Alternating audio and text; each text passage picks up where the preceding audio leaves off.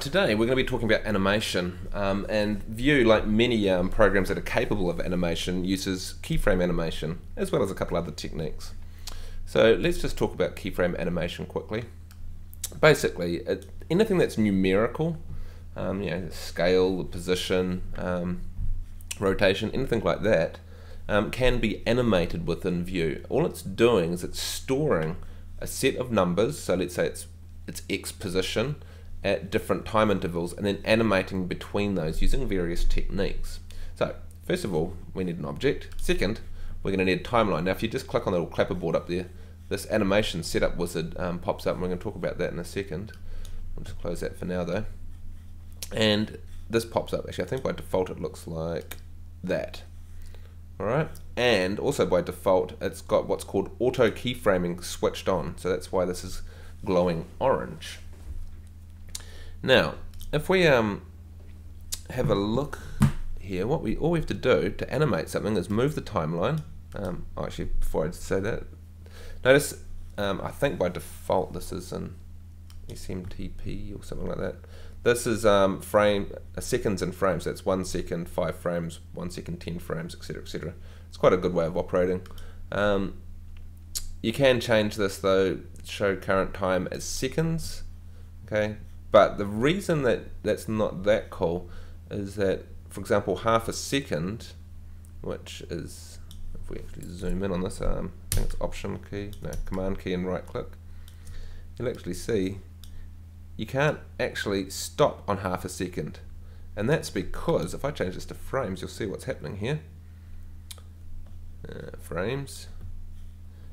There is no half a second. Okay, so there's 25 frames a second, which would mean that half a second would be 12.5 frames. Doesn't make any sense. I usually use frames, or that other one that's by default SMTE. I don't even know what that stands for actually. SMPTE, sorry. No idea. But anyway, it's seconds and frames. Okay, so all we do is we move our timeline, move our object, move our timeline, move our object. So move our timeline to 1 second, move the object, and magically you will see this pop up. Okay? And if we hit play, we have a very simple animation. Note, it'll render anything that is currently active. So if I click on this blue window, okay, then it's active on this, camera window. Alright, that's kind of cool. Let's just expand this out. What else can we do? Well, you'll notice, okay, so this little triangle with the lines in it will show me the object, and if I expand that out, you can actually see what's being animated. So in this case, just the position. And in fact, if I expand that out, you'll see that we've got animation happening on, well, actually X, Y, and Z. It seems a bit odd because it's not really. Alright. Now let's just pop this next little triangle here, which looks like it's got a curve. Now if I click on position X, you'll see that we've got an animation happening here. And so this is how it's moving from its first point to its last point. Okay, and I can actually play around with this a bit. So if I go and grab this and pull it out, so it's just like a Bezier curve. It's barely going to move, okay, and then all of a sudden it's going to quickly move and then slow down again. Cool. Notice it's looping the animation. What I might just do, if we right click on here, we can say, where is it? Somewhere. Oops, didn't mean to do that. Not that there's one there anyway. Somewhere we can say where the end of the animation. Oh, yeah. Set animation end. So I can actually pull that out. So let's say it's going to be 2 seconds, 15 frames. Okay, just over 2.5 seconds. So that means that I'll now see my cube move and then stop. If you wanted to do just like camera not moving, nothing is actually animated, you just want to see the wind blowing the leaves, that's what you'd have to do, because there's nothing that you would be actually animating. It's all done within the atmosphere settings. So you just right click on there, go set animation end, and you can actually pull it out to where you want it to end. Alright, so what else can we do? Well, we can change the timing of this obviously. So if I grab this, I can do it quite simply just by moving this around. So if I move out to here, the object's going to move slower because there's more time between each keyframe. Alright, I've also got a few little options in here. So as you saw, I can adjust this as a curve. However, if I select these and right click on them, you'll see it's got same thing apparently 3 times over. Basically what this is this part of the Bezier curve, and that's out. Okay, so that's how it's coming into this animation and how it's leaving it. So for example, if we said we want this to be linear, okay, it's linear in and linear out. That means that it's just going straight line from there to there. So it'll be very mechanical. It'll take off and just travel at the same rate and then stop. Okay, so this is how you do a much more mechanical move. So let's sort of go halfway right, and we'll grab this and we'll move it over here. Okay, and we want to go linear on that as well. So in fact, I'm just going to grab all of those. Okay, and we'll go linear, and we'll see that it will actually just go. It looks still to be curved to me.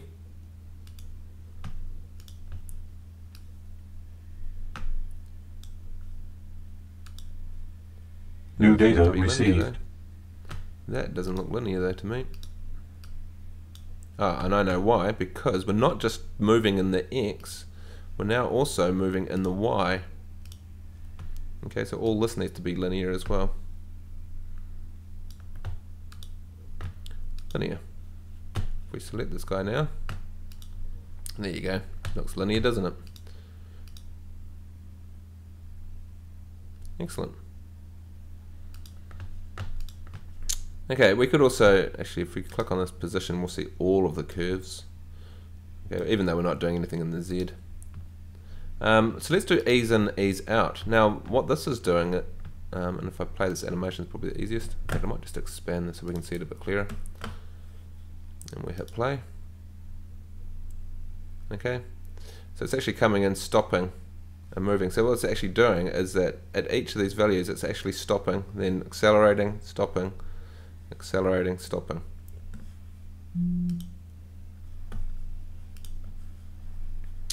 Okay, we can also, if we have a little look at this, right click on this. We've also got smooth, which will just basically smooth the old motion. So that's what we saw by default. And we've also got step, which I might talk about later actually when I talk about lighting. But step's another way of animating, but it will just jump to a value. If I did this now, it would just be kind of weird. But let's do it anyway, eh? Yeah, let's select all those and go right, and we'll go step. Okay, and you're just going to see it jump from one position to the next. Okay.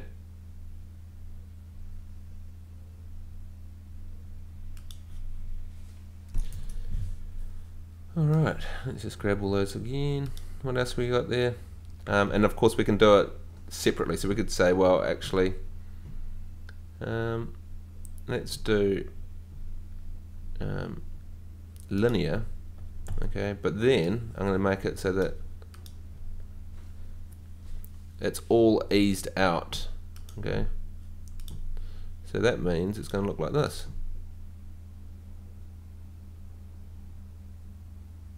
Okay, so it's kind of easing in there, but then it's going flatlining and then it's accelerating to the next one.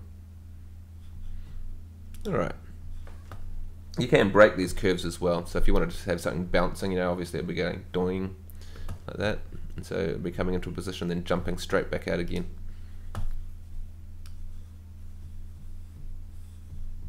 Alright.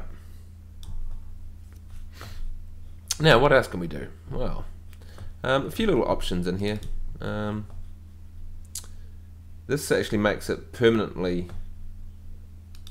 well, it puts its animation path on there permanently, even if it's not selected, which is kind of convenient. Obviously, this has no effect on your rendering or animation or anything like that. It's just purely for your enjoyment. But if you're trying to see, you know, where these objects were moving to, you can just switch that on, and so you can actually see what's moving and what isn't. There's also this odd one which kind of shows its path as kind of a track. This is more appropriate if it was an aeroplane and it's kind of banking turns and things like that. This one shows all of its handles, so if we select it, it's not exactly it's meant to show its handles. Maybe it's just the kind of curves that I've got. What does that one do? I always show curve.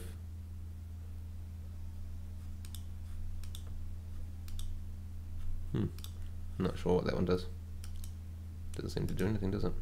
Okay, now another little thing we've got as well is we can kind of really mess this up. Oh, looks like I've screwed this up. Zoom values. There we go. Oh, actually, that's a good point. The zoom values, zoom times, it's just right clicking in here is such a lifesaver. So often you'll end up doing this sort of thing and you start trying to zoom in on it and it's a nightmare. Right click, zoom extents should fit everything in, but I don't know, it never seems to. Zoom time extents, boom. Zoom value extents, boom. Okay, we can see everything again. So very, very handy, that one. Now we can actually completely mess with this using our good old, what looks like our filter, doesn't it? And so if we load in a filter, so let's say we loaded in this one here. Now check it out, see it's kind of like mapped that onto our time spline. So now we're going to get something kind of wacky and crazy happening.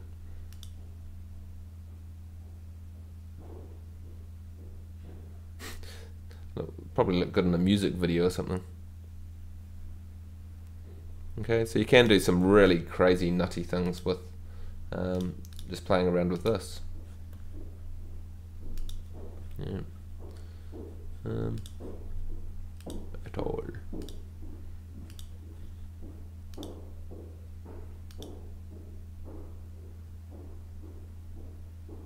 Okay, because it's going back to 0, it's going back to the beginning. Alright, let's just reset that.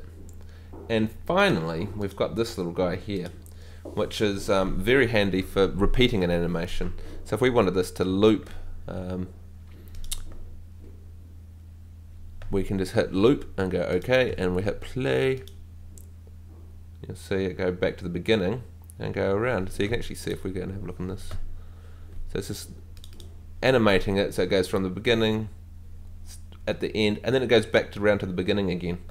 Now you'll actually see that in our timeline it just keeps going, so it's actually gone past where we had it finishing before. We can also say repeat. Okay, so that's just going to go and repeat that animation, beginning and end, and then jump back to the beginning to the end. Actually, I think I've messed that up. Hang on, let's just go undo a few times. Okay, now let's do it. Repeat. Okay.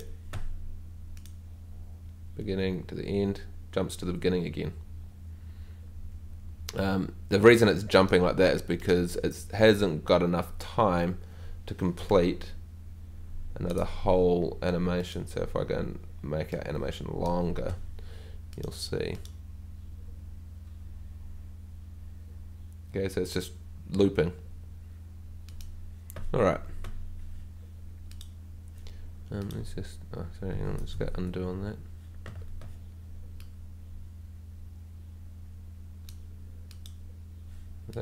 Is that undone? No. Undo. Undo. That's what we wanted. Alright, so I think I actually didn't quite get that right, because repeat. Okay.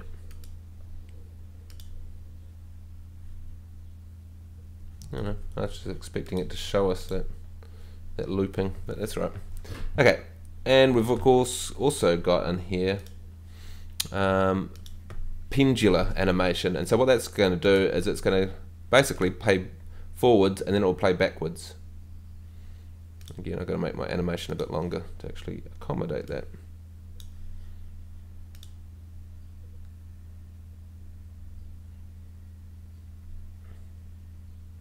Alright.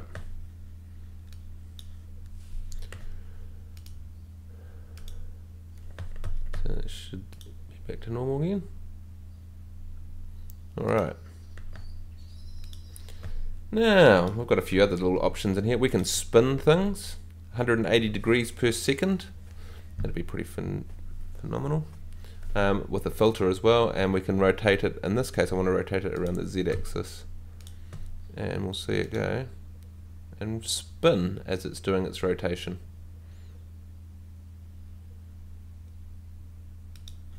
Okay, and in fact if we have a look in here, you see that it's now got an animation on its orientation. It should do.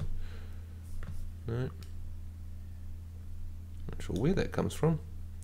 I think it's just purely in that option. Although the only thing is that it's reversing its spin as it goes through it as well. And let's let this go. Where's that little animation box gone? Okay.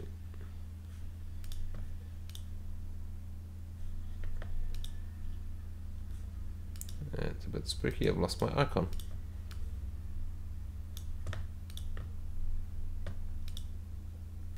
And we're back again. So I can turn that off. We can make it vibrate. Actually, I'll talk a little bit more about vibration when we talk about the animation wizard. Okay, so it's kind of a bit shaky as it goes through its path.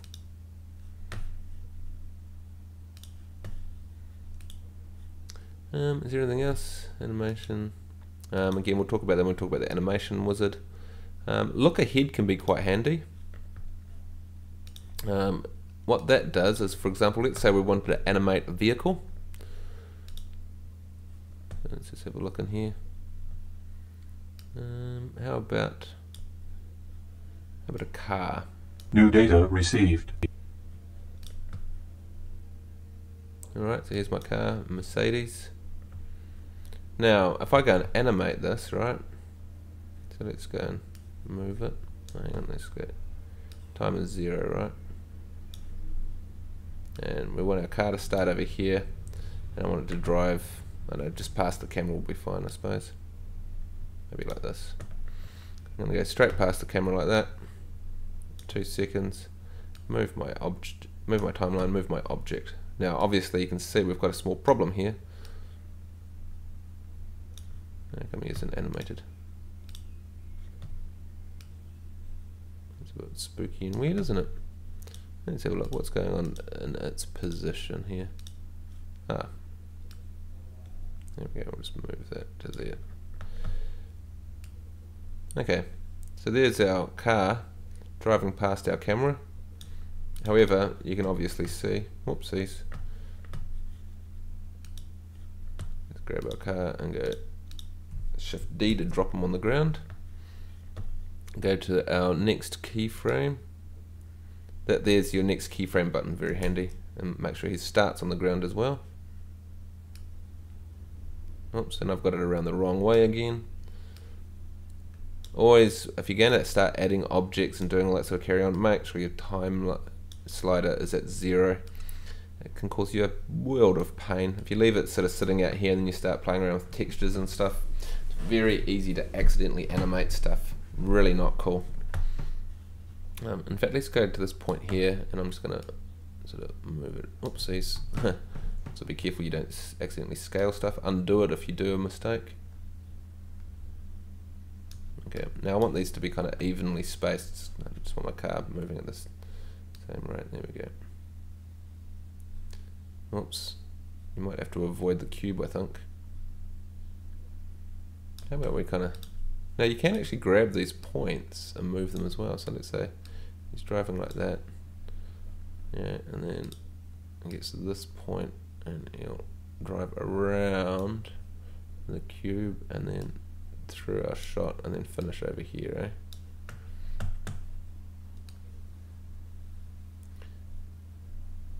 Oops. He's got to accelerate a bit more than that, I think. There we go.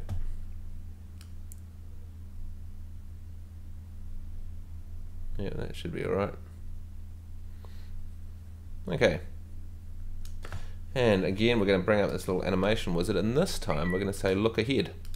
And we've got a few options. Roll sensitivity. Actually, let's just go with the default and we'll just see what happens, right? Oops. Okay, for one, it's orientated in the wrong direction. So that's not cool. So we're going to have to go now. Actually, I'm not 100% sure about this. Have we got the option in there? We should have. Pitch start up, full pitch up, blah blah blah. No, it hasn't got it there.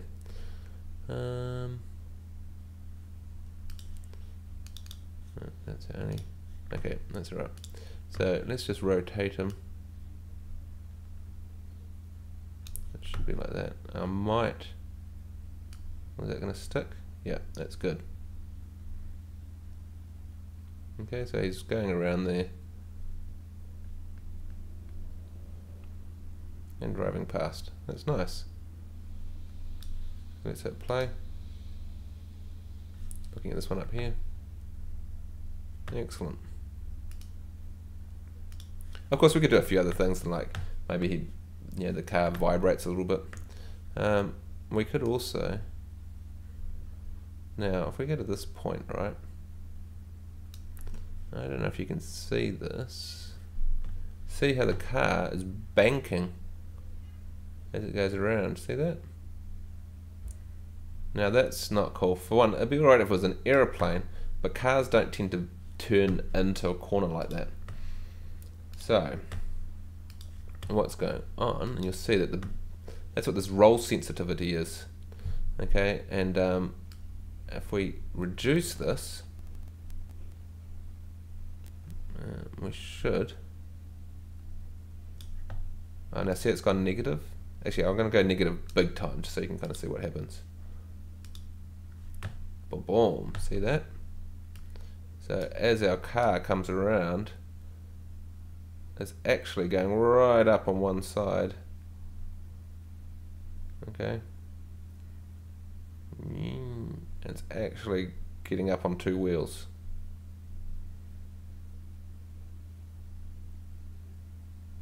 Awesome. So it's going around the corner so fast it actually lifts two wheels off the ground. Normally we would just have it set to 0. Sometimes I have just like a slight one, so it kind of leans a little bit. The problem is that this model isn't very intelligent, so it's not going to like compress the suspension on one side and extend it on the other or anything like that. So it's not really going to be all that cool. Anyway, good enough though, eh?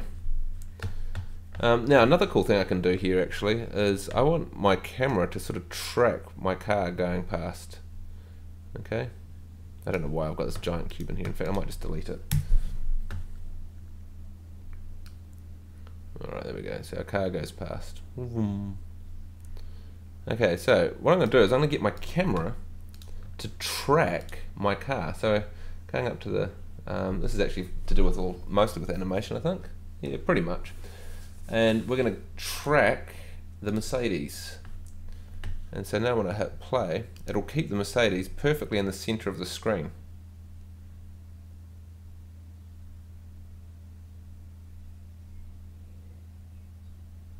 Alright. And I've actually got another really cool thing here. This is how accurately it tracks it. And so now it's a little bit looser, so it's like as if the cameraman's kind of struggling to keep up a bit. Okay, too much, so we can reduce that. So maybe it's half. So it goes through, goes off to the right of frame, and the camera kind of tries to catch up.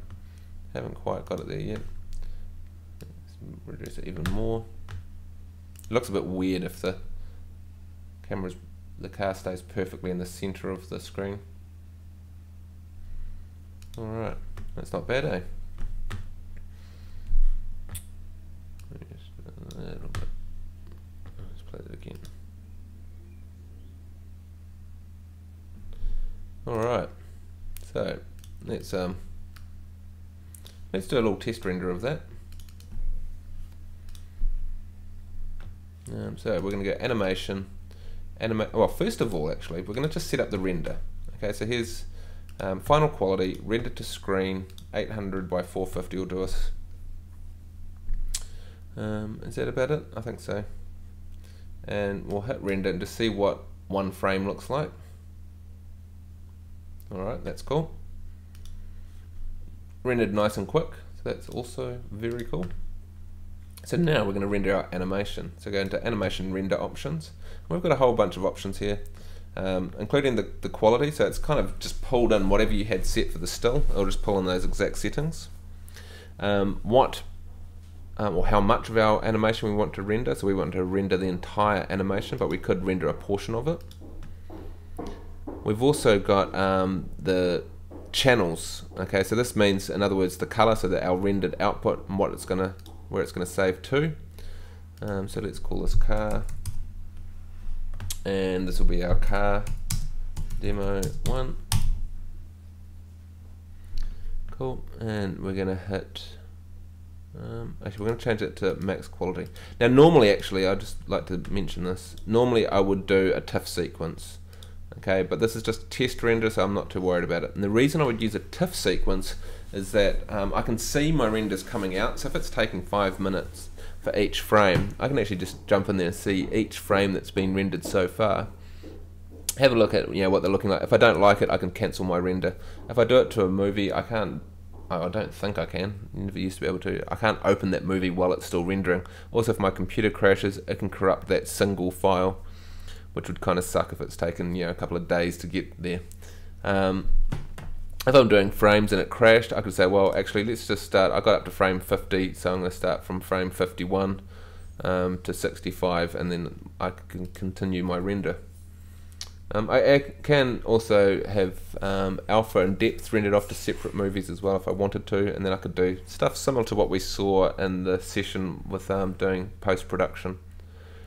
Anything else? The frame. So for New Zealand, if it was going on TV, would be 25 frames per second. However, these days, with most of the time we'd be delivering it via YouTube, so you could choose whatever you like, really. 25 is nice, relatively smooth frame rate there, so yeah, I think you should find it's perfect. Film is actually 24 frames a second, so if you're doing stuff that was going to be on the big screen, 24 frames a second. If you're doing a test render, I'll just do 15 frames a second or 10 frames a second just to see if I've got the motion and speed of everything running alright. You could actually, though, if you wanted to do it in slow-mo, you could go, instead of like changing everything and making your time longer and making everything move slower and all that sort of carry on, which would be really annoying because you have to reduce the wind and rah. You could just go, well, let's go and render that at 100 frames a second. And if you're doing it to a TIFF sequence, it's quite easy. The computer has no idea what the frame rate is when you go and import it. It's just going to go, well, what frame rate is, and you say, well, it's actually 25 frames a second, so then your film will play at quarter speed because you've rendered out at 100 frames a second. So that's quite convenient for doing sort of slow-mo stuff. So we wanted to show like this car banking at a certain point. Maybe we render from frame. Well, actually, it gets a little bit confused when you change it to 100 frames a second because, of course, the frame numbers are going to change. But I could say, well, actually render from half a second to 1 second at 100 frames a second, and then we could like edit that into our movie. There is some advanced animation settings in here. They're mostly to do with reducing the flicker, especially on plants and things like that. So we could use that. We've also got some distance blurring. It's actually just using the Z depth to blur it. I'd do that in post. Field interlacing is kind of old school. That's the old standard def TVs use interlacing. So that's where it has like, it would render every second line. It's kind of like a half frame. So you're doing kind of like frame 20 and frame 21 get sliced together, and it's doing sort of half of one and then half of the other. You can Google interlacing if you want to know more about it. I don't tend to use it these days. The pixel ratio, so again, if we were doing standard def TV, the pixels aren't square, so we would change this. Otherwise you'd have to stretch your image and it looks a bit weird. But yeah, computer screens and full HD or HD TVs are square pixels. Very convenient. And we've also got some options here for illumination baking. So that's to do really if you're using like radiosity or global ambience and that sort of carry on. It has it does its illumination pass, and so you can actually tell it, you know, how much or how it handles that. And sometimes, you know, it can actually skip doing that for certain frames. I usually just leave it on smart baking. Alright, and so we're going to hit render animation. The global illumination of some meshes has not been baked, or the baking quality is too low compared to the current settings. I've never seen that pop up before. Would you like to bake the global illumination of these meshes? So it's going to illuminate this. So I go yes. And away it goes. So it's basically saying where it's going to be illuminated. I'm not quite sure what's going to happen because it's moving. It might mess it up actually. It might kind of look a bit weird. If it was a stationary object and the sun wasn't moving, wouldn't be an issue. The illumination isn't going to be different from frame 1 to frame 100. If your light sources are changing or the object's moving, that might not be a good idea. Anyway, I'm going to it's actually doing it for each individual part of our car. I'm going to leave this to render, and I'll be back in, well, for you in a fraction of a second. Right, and here it is. There's that little animation. And car going around. Whoa. It's a bit weird with nothing on the horizon. You've got real no idea of how the camera's actually moving. Kind of a bit weird, isn't it? But anyway, so that's keyframe animation. Alright, let's just start a new document because I'm going to talk about the animation wizard. Okay, so bring this guy up. No, he doesn't want to come up. There we go. And all we actually do is we can go through and we say, right, I'm an airplane. Yep. What are you going to do? I'm going to do this once. I'm just going to go straight through it. So repeat means that it would go through and then it'll start back at frame 1 again. Loop means it goes around, so it will loop all the way back around. And pendular means it will go through to the end and then it'll come back again in reverse.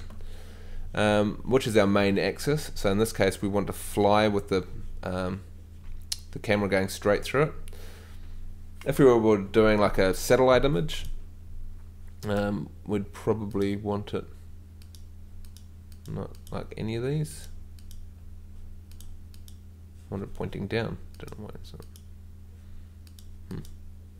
But anyway, that's kind of weird. Minus. Yeah. Minus Y should be pointing down, but it's actually flipping it in the wrong direction. Anyway. Okay, so it's going to fly along like that. Constant velocity, or ease in, ease out, as we saw before. So we want constant velocity. And we can actually do all sorts of kind of crazy stuff. So we can spin the camera. So maybe we're, you know, lost in space. Which way do you want to spin? Etc, etc. And you can also change it so you've got a filter. So you can sort of say, well, actually, I want you to kind of spin a little bit and then level out. Cool. Except for it's ended up upside down. So you can use those as well. We don't want to spin. Vibrate is pretty cool. So this is it's going to move 100 times per second. So if we slow this right down, let's say 20 hertz, right? We should start seeing it move. In fact, let's just exaggerate it a bit so you can really see it. Okay, so it's pretty shaky, and that will be even more shaky if you actually looked through the camera. And again, we've got control, so we can actually sort of say, let's load a filter. We want kind of one that's kind of like leveling off and smoothing out and leveling it off. Yeah, something like that maybe.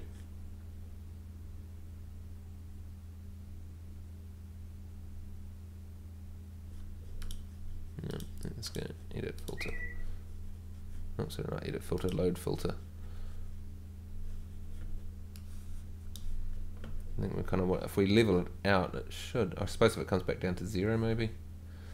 And what have we got here? Yeah, let's try this. So maximum vibration, and then it should slow down again. Although it's gone off the screen, so we can't really see. No, not very convinced. Load a filter. So we want it kind of going up and then coming back down, maybe. If you can't find one, you might have to make one, eh? Blah blah blah blah blah blah blah. Terrain profile. Yeah, how about this one? Cool, and then it slows down again. Now I just want this to be real subtle, so we're going to go 10, and I think that vibration is quite good. It's like as if it hits a bit of dirt or something. Okay, bit of turbulence. And now all we do is say, where do we want to go? Well, I'm going to go and fly up and around here, and then I'm going to do a big banking turn and then down like that. Alright. And you can edit the waypoint, so you can go and say, oh, actually that should be there. Insert a waypoint, delete waypoints, all that sort of carry on. Next. Now this is what it's going to do, so you can see how it's just missing the terrain there. Usually it's just a case of kind of moving your, oopsies, delete a waypoint, edit a waypoint. Probably about this section through here, is it? Yeah, still getting pretty close, but that's not too bad. Cool, and we hit finish, and there's our whoa, and through our scene. Pretty cool. There's a little bit of turbulence as it gets up high, but shaky, and then it smooths out again. Awesome. Cool, hit finish. So let's have a look at what that looks like. Hit play. Whoop, we went straight through our hill. That's pretty terrible. So what can we do about it? Okay, first of all, zoom time extents. Come on, zoom.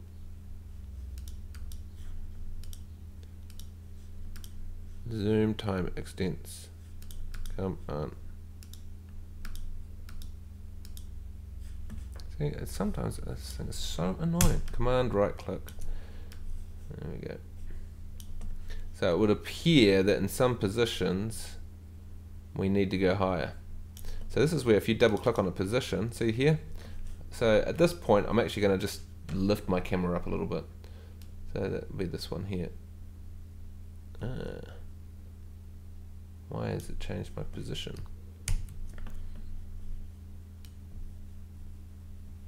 Actually, what I really just need to do, I think, is just, I'm just too low to the ground. I'm 1.8 meters to the ground, so let's just make that 50 meters. That should do the trick, eh? There we go.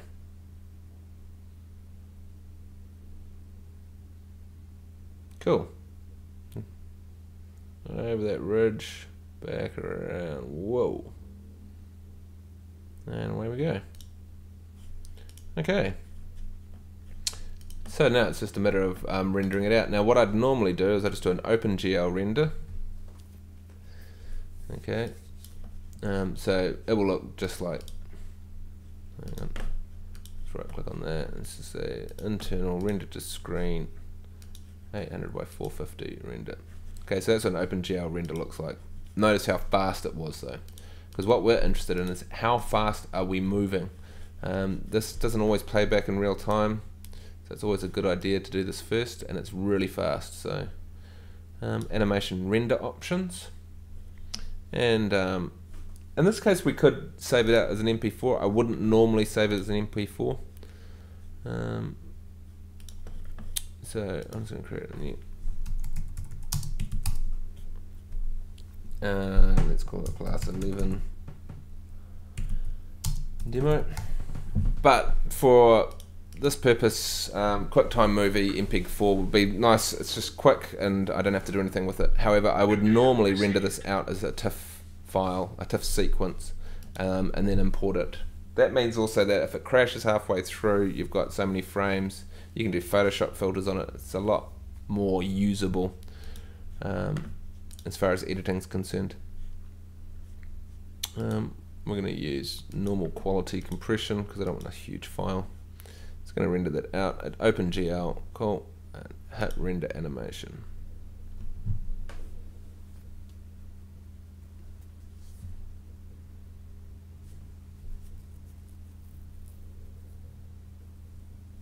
Not quite sure. Did it start at the beginning of my animation? I think it did, eh? Yeah, I'll pause this and I'll be back in about 150 frames. And here's my animation. Let's open it up and see how it came out. There we go.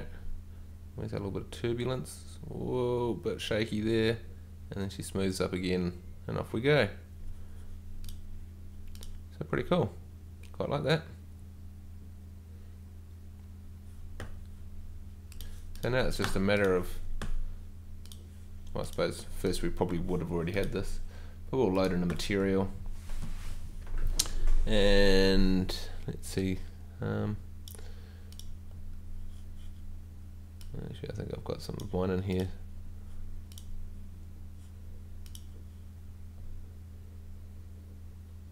Loading the material.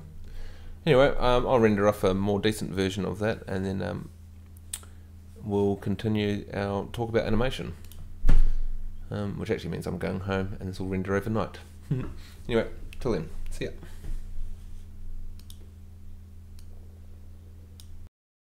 Alright, and here is our finished video. Getting a little bit close to the trees there. You get the general idea. Alright, so in saying that though, it's a bit of a funny shot to use. I'd always recommend that if you're going to do any animation that's really subtle, it has a lot more power and a lot easier to watch, as you can sort of see with that one. It's, you know, it's kind of cool, but bit of fun. But just because you can doesn't mean you should. Alright, let's have a look at a few other bits and pieces in here. I might just I'll save this project actually. Call that class 11 demo 1. Alright. So what else can we do? We can switch lights on and off. Of course, all of our trees and everything are animated as well. All of those are controlled inside of the atmosphere editor. And so if we just go and create a new file. So if you right click on here, you can see you've got all the control. Oh, sorry, wrong one. Right click on here. No, sorry. I'll get there. Left click on the atmosphere editor, and you can see that you've got controls over the wind. This little thing here is a bit weird. I've never found it to be a very accurate representation, because you'll find that you start playing around with it, and it seems to have little effect on what's happening in this plant. So I don't quite get what that means. But anyway, but here you can kind of see that you get all sorts of controls over the wind settings on your plant. I actually find that subtle is better. If you go and overdo it, it starts to look really fake, which obviously it is. But yeah, I'd find it looks a lot better if it's kind of more subtle. I don't see what difference makes on that plant, but anyway. We've also got a few other things in here. There's rain and snow. So this is actually kind of a cool little effect. It's relatively new to Vue. What it actually is, if we just go and hit OK, just took a couple of things here. Oops. Yeah. If we hit render on that, render to screen. Oh, we'll go final. It'll be relatively fast anyway. It's actually a particle emitter that gets put right above you. So the funny thing is that it's actually only raining for a few meters. Beyond that, it's not raining at all. So you'd fake it with a lot more haze and things like that. I don't know if there's actually any preset ones that actually take advantage of it. Yeah. Physical effects, special. I don't think there is. A rainbow. Ooh. Yeah, because it is relatively new, and quite often these maybe it's bad weather. So it got rain in there. No. So what I would do is I'd start off with something that looks kind of like this, and then add rain to it.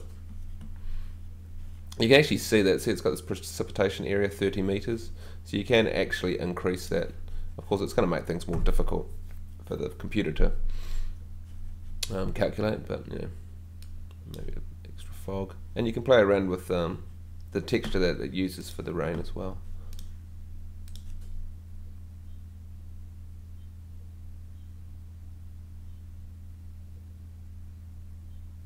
Here's our indirect lighting pass, and here comes our rain. I'll just pause that while it renders. Right, and so yeah, it looks like really bad weather. Unfortunately, there doesn't seem to be much light happening in this scene, so I think the sun is actually about here somewhere. It is really bad weather, so that's kind of cool. Which actually is a good segue, because I want to talk about just animating lights. So we can put a light into this scene. Okay, so here's our light. Let's make it kind of an orangey color, I reckon. So it's kind of got this warm glow to it. Now, what we want to do is animate this switching on and off. Yeah, so maybe it's kind of a little bit erratic. New data received. So all we have to do in this case, if you notice, we've got the power of this light.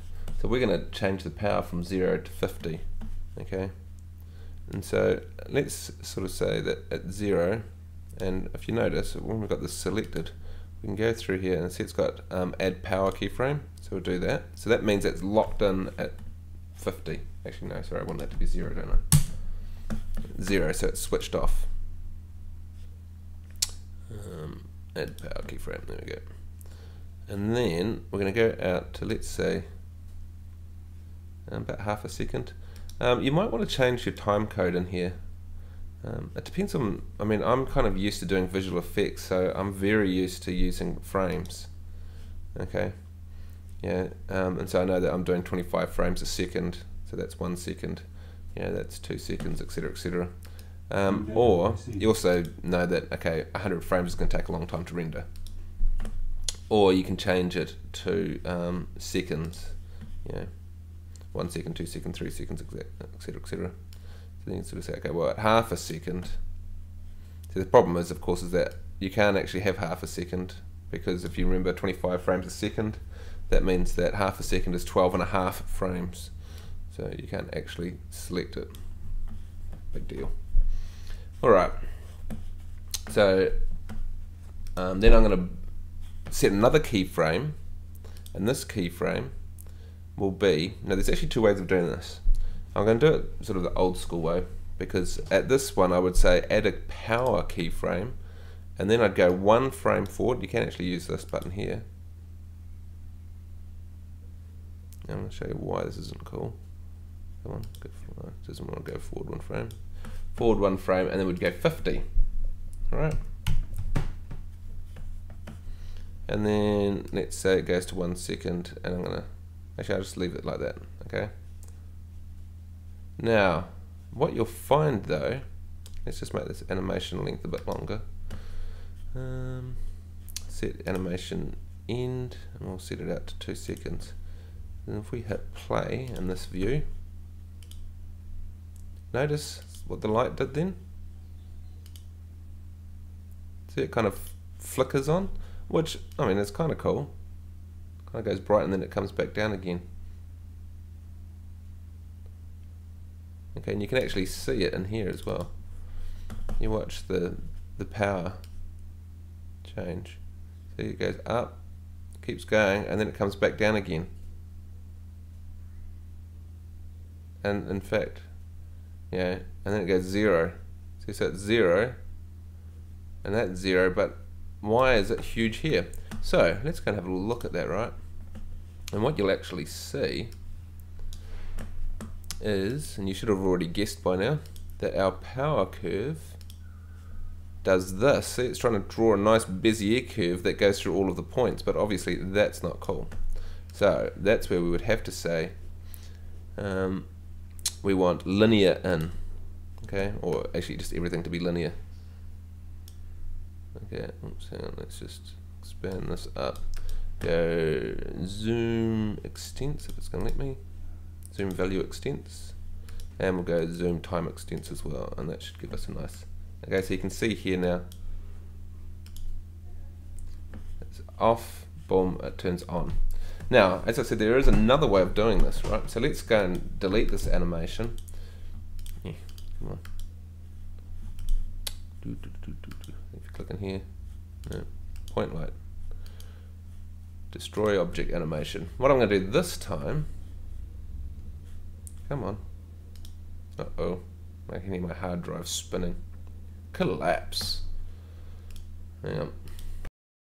Back. So it looks like it's destroyed the animation there, which is cool. So this time, all I'm going to do, same sort of thing, so go to 0. Okay, and we're going to go and say add a keyframe to power. Then we're going to go 2 seconds. Oh, what time code are we in? Oh, it looks like we've yeah. Zoom time extents. What does it matter anyway? Show time as, oh, these are fractions of a second. See, this is why I like frames. Frames are simple. So there's my frames. I know exactly what's happening. So frame, let's say 12, so that's half a second in. We're going to go and change this to 50. Cool. And we will, if it hasn't already, which I think it has, add a keyframe. Cool. And so if we go in here and go zoom value extents and look at our power, okay, we can see now it's ramping up, but all we have to do, okay, is we select all this and we go right click. This time we're just going to change it to step, and what step does is it will just keep the value flat until it gets to the 12th frame, and then boom, it switches on. See, off, on, off, on. Pretty cool. And if we wanted to have a little bit of fun with it, we could, just by playing around with this edit time spline. Actually, we'll load a time spline. Yeah, and you can kind of have a bit of fun with, I'm not sure which one, maybe this one. Yeah, see, it's going to switch on earlier, but see what we need to do. Edit time spline. See if we actually brought these all the way up. Maybe bring them kind of up and more these points here, like that.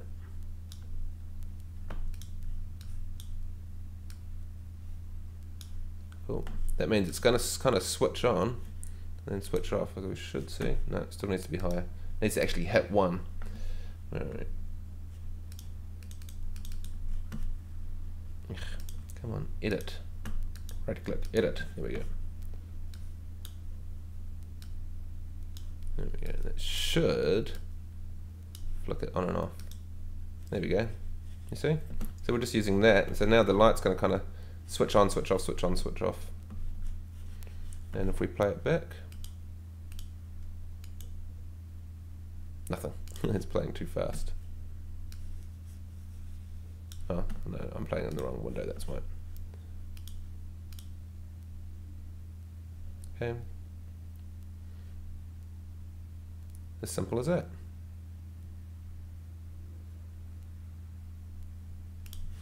Alright.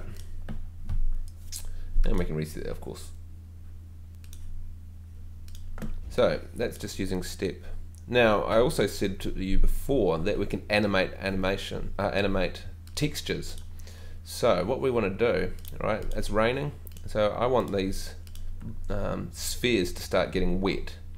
Now, all I'd have to do, okay, so here's our spheres, and as they're going to get wet, I want them just to get shiny on top, right? So let's have a little play with that. So we're going to do an animated material this time. Actually, what we'll do is we'll just yeah, so let's go back to timer 0 and we'll set this up so that they're just a little bit wet. So what I'm going to do is I'm going to make a mixed material, okay, and I'm going to copy this material and I'm going to paste it over here.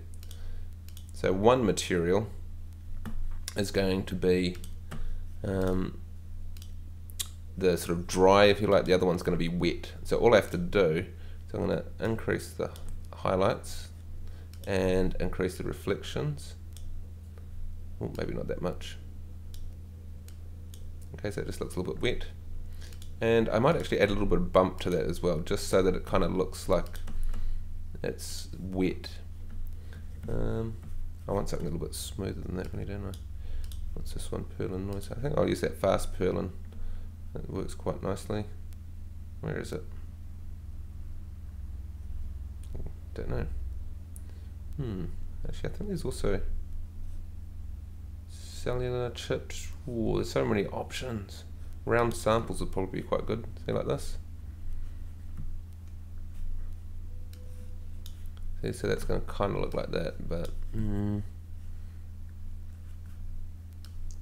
let's just see what some of these options kind of give us. Find maximums. Yeah, not liking it really.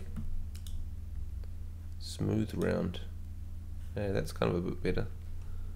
See, and then if we kind of, I suppose if we kind of sort of drag it in the Z a little bit. So let's say we go 5 in the Z, so it kind of stretches out, and then maybe just do an overall scale. Now I want to change this so that I've got this on object standard. Here we go. So that's looking pretty cool and real subtle. So let's say 0.1. Okay, so it kind of looks like it's dripping down almost. Now I might actually use that same fractal. Might just have to modify it a little bit. And here as well. No, sorry. And here as well. So we're mixing the two materials. Okay, and so now if I kind of, that's kind of working.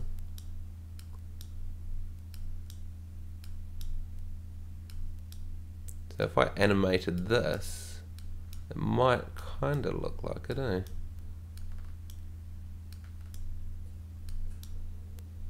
I might have to be a little bit more. And let's cover. Well, that kind of looks a bit weird, doesn't it? That's really odd. So we've got different ways that we can blend these together. So that's a simple blend, which I would have thought. See, cover should be, but it seems like as if it's going in the opposite direction. Almost looks like it's going out, doesn't it?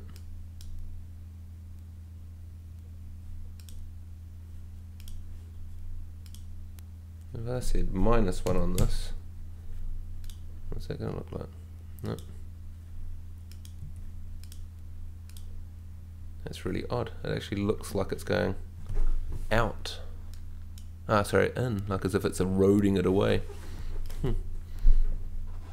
Or is it we have no blending strip? Now see how that's kind of, that kind of works. See, so maybe we can animate this. See how that kind of, maybe from about there. So we could possibly animate two things. We'll animate this kind of increasing. I think that bump is far too high still. Oh, actually, we want this on object standard, because then I can sort of see what is this going to look like at 10 meters. You can see it's way too big. So we need to scale this right down. In fact, I'm going to do it inside the function itself. So let's say 0.2. See, it's looking a little bit too repetitive, eh? We actually need kind of to randomize this a little bit.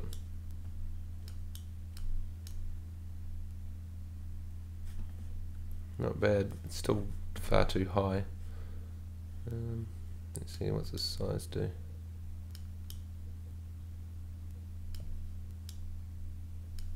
Let's see, we've got a randomness value here as well.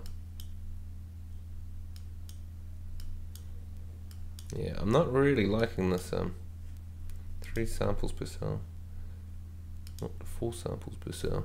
That's kind of looking a bit better.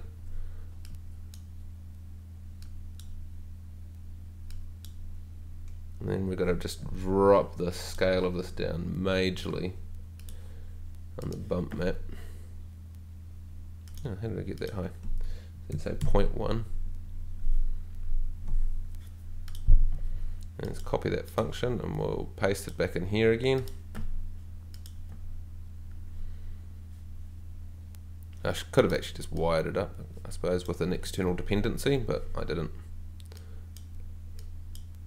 Okay, and so now if we fade from one to the other, it should kind of look like it's getting wet.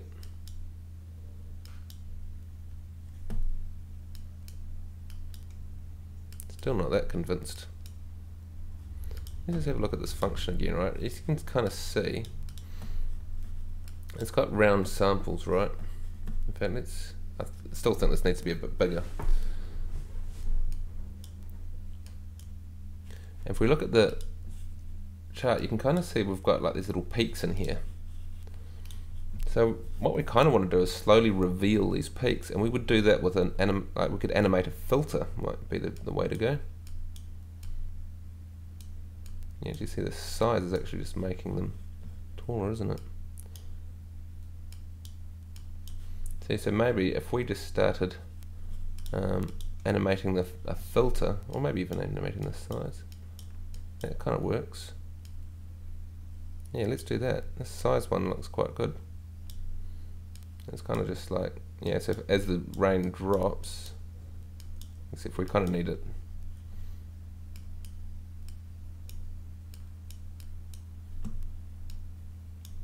This is randomness. Definitely needs to be much more random. Smooth and round tower. Ooh, that's looking kind of cool.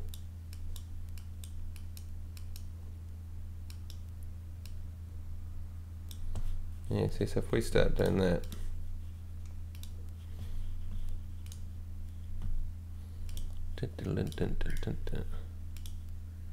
see, what would that look like? On a 1 meter. See, that's at 1 meter. Not bad. We could maybe just filter this a little bit so it's a little bit kind of got flatter points on it.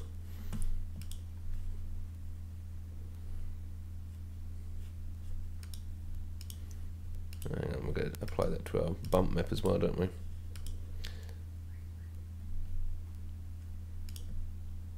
There we go. That's looking more like it.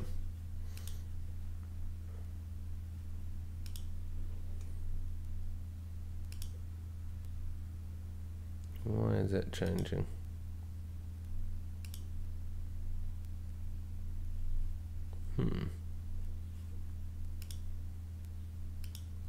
Here's my 2 textures. If we just reset this,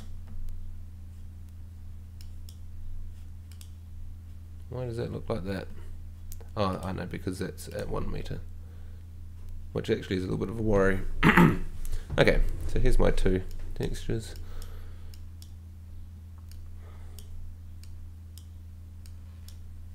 Okay, and in fact, I've got another idea. Let's use a different function for this. We're going to use just a simple fractal. Got a whole bunch of gain on that. Cool. And what we're going to do is stretch it in the Z. Alright. Drop the largest feature down. There we go. Hit OK.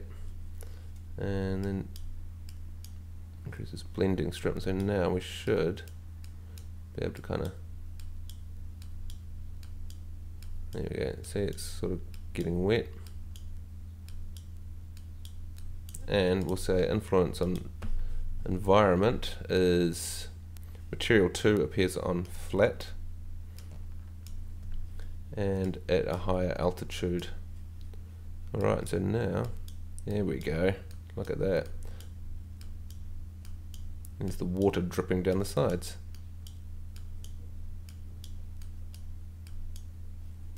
Alright, so let's animate this.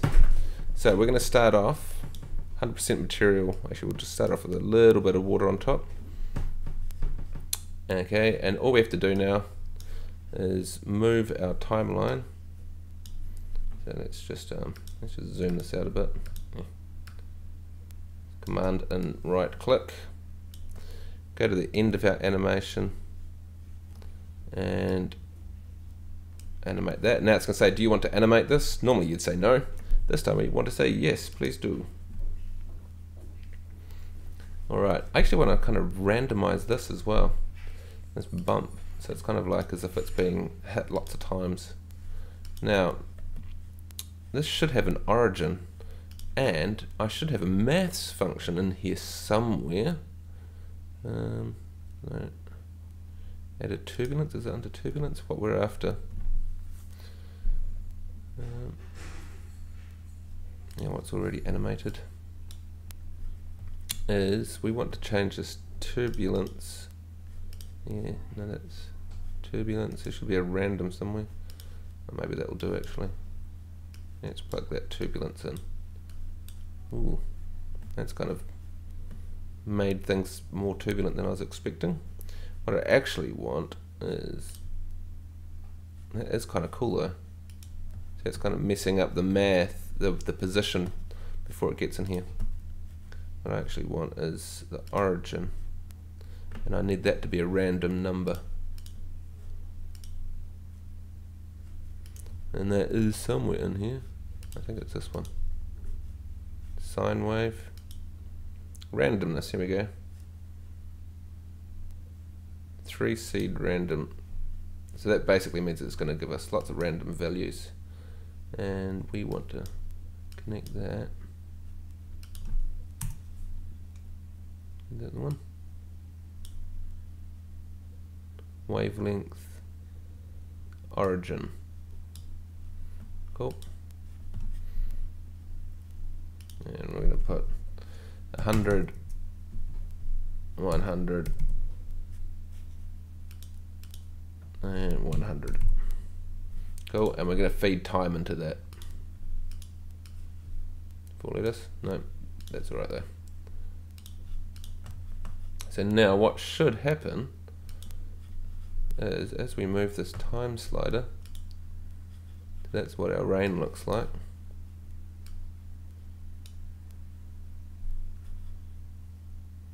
We should get random versions of our bump.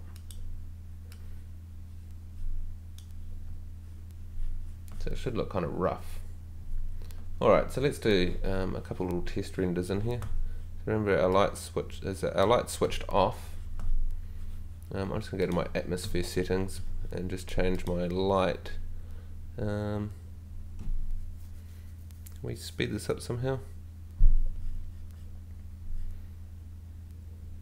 We'll just change it to global ambience for now. And hit OK. And just hit render on that and see how that looks.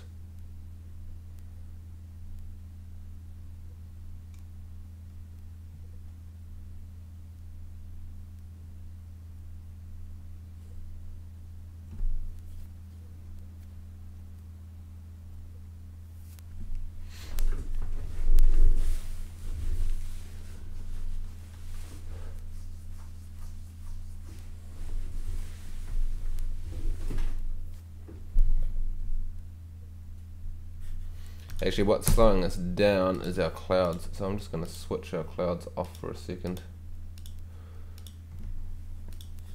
and hit render on that. There we go. It's all good except we can't see anything. So let's go to a point in time when our light switches on and see what that looks like.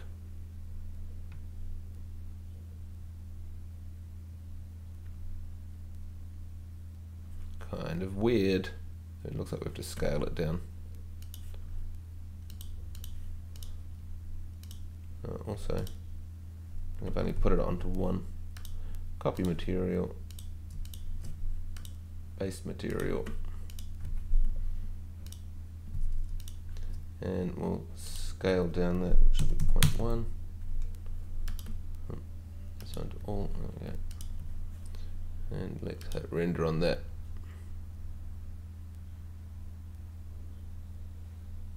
There we go. So here's little bumps kind of forming.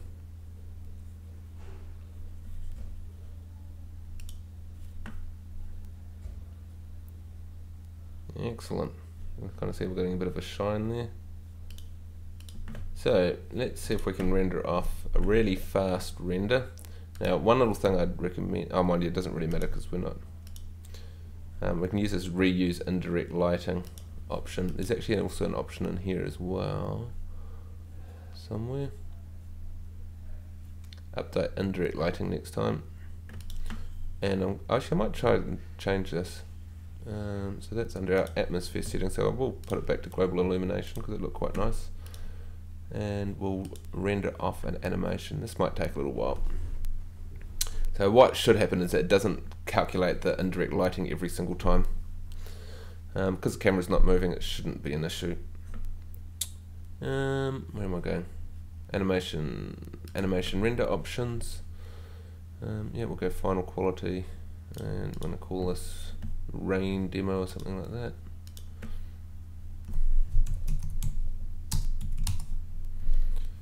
And we'll make that maximum quality. Okay, and that's about it really, I think. Yep, that'll do us. Render animation. And I might go have a cup of coffee and be back soon. Oh, this activate texture filtering is quite a good option. Sometimes you get strange flickering, so it's meant to ignore it. Although in this case, actually, flickering would be fine on our textures because it might look kind of like, you know, rain. Alright, there's our first pass. So our light's switched off. Our rain's coming down.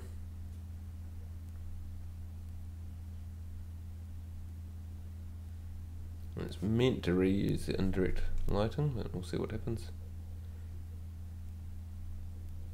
Yeah. Alright, I'll leave it at that. See you soon. Alright, and here's our finished render. Yeah, not bad. You can kind of see it kind of looks more like it's fading in rather than slowly dripping in. You can kind of see there, it looks like it's fading. Yeah, which isn't exactly the effect that we were after. So probably that blending strip would have been a better one to animate. But anyway, you get the general idea.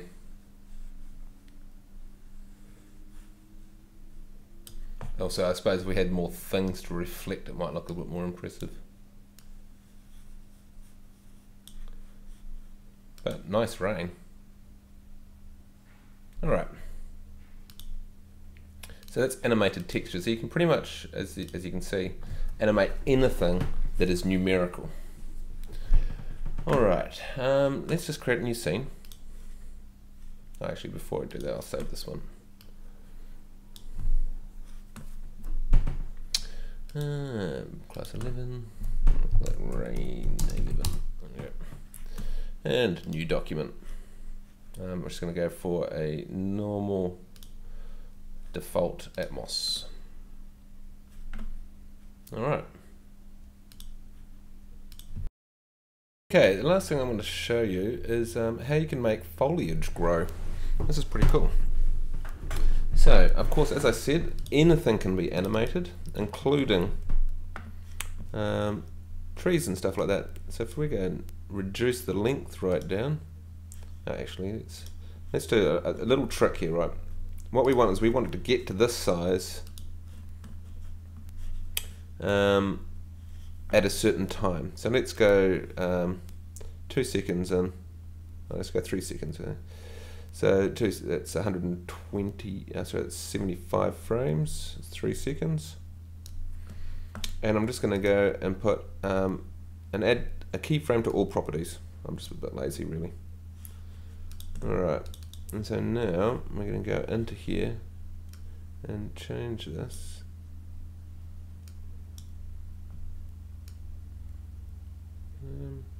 Just supposed to fall off. So if I just bring this up again, right? So I want the fall off to be in the other direction, so that they go so straight up in the air, like as if it's doing that sort of thing. So it's going to kind of come up and then spread out. Now if we make this 0, that should make them straighter. So again, it sort of starts off straight. But if we go the other direction, see it's going to go straight up and then out. Diameter. So again, we want to make it quite skinny. I'm going to drop that length back down again. Droop. So again, we want to kind of make it, that's sort of growing straight up. Angle, like that. Maybe just a little bit. Okay, and the length of our branches, is it? Yep. So we're going to reduce that right down. And the width. See, it's kind of our leaves randomness. Actually, let's make that kind of like that. All right, flexibility. Maybe a little bit, and maybe a little bit on the curl. All right, and then we could drop that length right down. I've left my time slider out, and so now I've got a problem. See, my animation's going backwards. Oh, I was meant to put my time slider back to time 0. Anyway, how can we deal with that? Well, relatively easy. What I need to do is move this keyframe here and this keyframe over here. Put this one at the beginning. There we go. Let's put this one, what did I say, 75 frames?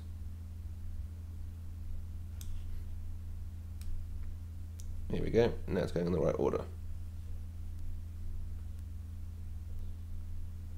Now this is dependent on the plant itself, and what it's capable of, and how it grows, and that sort of carry on. More intelligent plants are going to look better. See, because really you'd expect branches to sort of spring off as it gets taller. Yeah, in theory you'd be able to do that with the Plant Factory, which is another Eon product, and you'd be able to like script it so that it has a variable called age, and so with age certain things happen at a certain point, you know, new branches start appearing, but this course isn't about the Plant Factory, so I'm going to show you how you can do it in here. Anyway, we'll render that out. Let's just check to see how that's looking. So if we go to the end of our animation, there we go. That's what's going to look at the end of the animation, and I usually do this, just go, what's it going to look like halfway through. Yep, not bad. And the beginning. Cool. There's going to be a tiny little tree.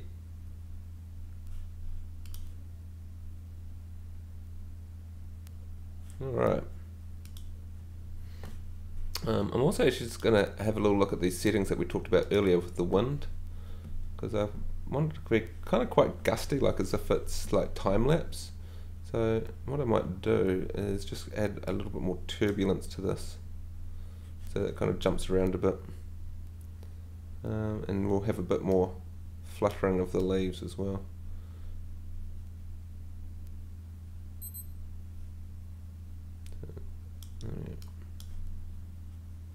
You can switch these off and you should see that's the fluttering of the leaves.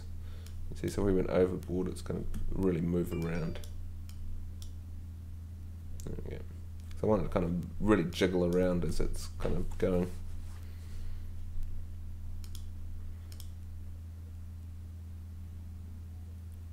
That's alright.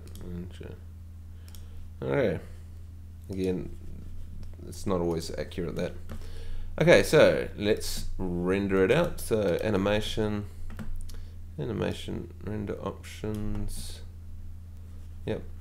While I'm in here, actually, I'm just going to talk quickly. Actually, I'll put that on final. Now see, I need to adjust some of my render settings. So if you actually click on, oh no, not that, sorry.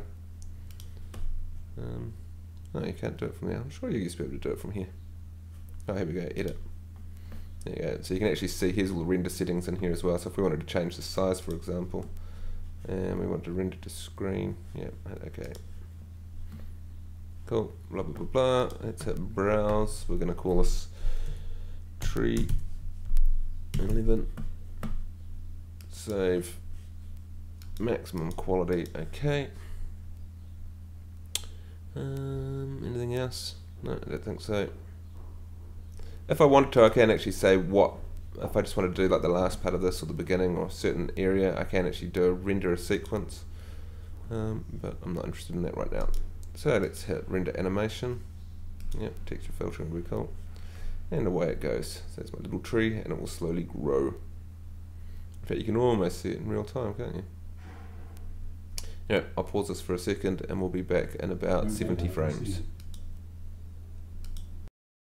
Right, so here's our animation. And we're just going to open this up and hit play. So that's looking pretty cool. Okay, so we're going to leave that for today. I think that's more than enough on animation. And yeah, I look forward to seeing your blogs. So you see if you can upload some stuff. Remember, if it's going a bit slow, just use really budget settings at this stage. I just want to see that you can actually animate stuff. And I'm going to have to sit down and make sure I get this assignment number 2 all sorted, which will be about animation. Alright, until then, see you later.